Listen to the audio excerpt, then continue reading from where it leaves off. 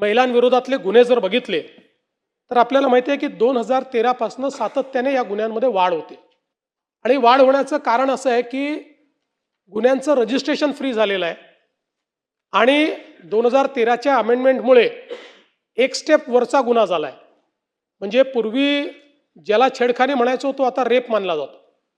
अशा पद्धतीने एक एक स्टेप वर झालेला आहे आणि म्हणून या गुन्ह्यांमध्ये म्हणजे मी नेहमी असं सांगतो की एक समाधान याच्यात आहे.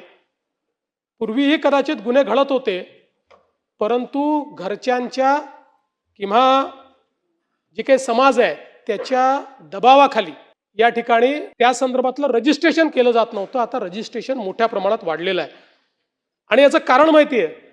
याच्यामध्ये जर आपण बघितलं तर आता 2026च्या पर्यंत जे आपण काही विश्लेषण केलं तर याच्यामध्ये जुने सगळे गुन्हे बलात्कारांच्या गुन्ह्यांमध्ये 4434 प्रकरणात ओळखीचे आरोपी आहेत आणि फक्त 5 प्रकरणांमध्ये अनोळखी आरोपी आहेत.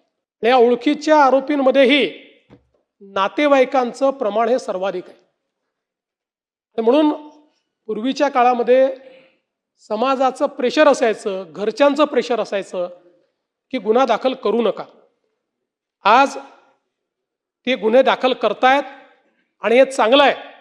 99.89% या गुन्ह्यामधले गुन्हेगार ओळखीचे आहेत आणि म्हणून मला असं वाटतं की याला दोन्ही पद्धतीनं पाहता येईल.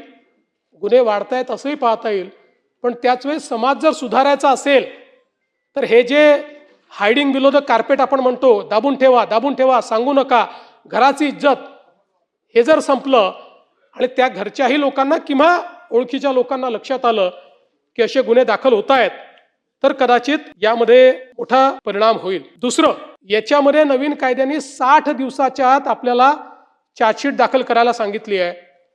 मला सांगताना आनंद वाटतो की आता मे 2026 अखेर चार्जशीट 60 दिवसात 60 डेजमध्ये दाखल होण्याची जी काही आपली पर्सेंटेज आहे ते 99.48% आहे. म्हणजे जवळपास एखाद दुसरा गुन्हा सोडला तर सगळ्या गुन्ह्यांमध्ये 60 दिवसाच्या आत चार्जशीट त्या ठिकाणी चाललेली आहे.